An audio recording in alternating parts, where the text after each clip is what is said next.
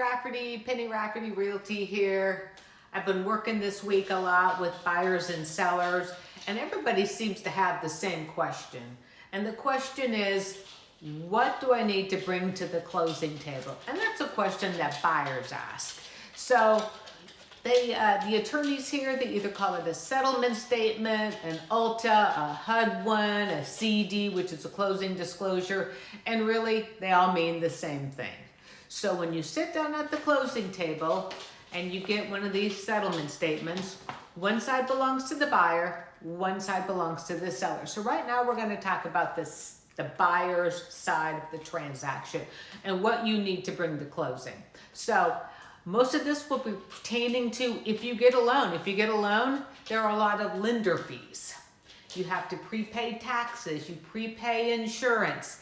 If you're not putting 20% down, you pay your property mortgage insurance, your PMI. So that all goes into what you need to bring to the closing table. So you take whatever you're buying the house at, minus your earnest money deposit, and then also you have taxes. Again, we talk about prepaid taxes.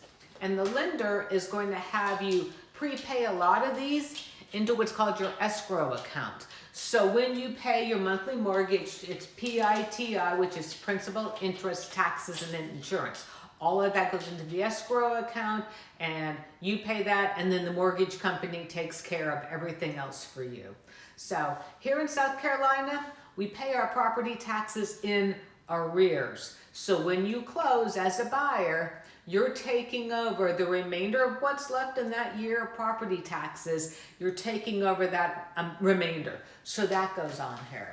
There's title searches, there's owner title insurance, there's lender title insurance, there's HOA fees. A lot of times they will bill you in advance for your HOAs.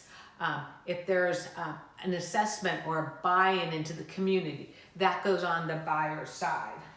There's a lot that goes into it. So if you bring in cash, you avoid a lot of those fees, a lot of those lenders' fees, but there's still attorney's fees and insurance and things of that nature. So I find that you probably need to budget about 10%. That's a rule of thumb. That's not a hard, fast rule. But before you get started and you're getting a loan, talk to your lender. Have him give you an estimate about what he thinks you need to bring to the closing table. And my last little bit of advice, if you're a buyer and you have a due diligence period in your contract, and not all contracts have due diligence periods, talk to your insurance company to make sure you can get a loan, to make sure you can get insurance on that house. If the roof is too old, sometimes they won't insure you. So make sure you know what you're doing. And if you have any questions, reach out to me. I sell in both South Carolina and in Georgia. I'm happy to help you. I hope you're having a terrific day.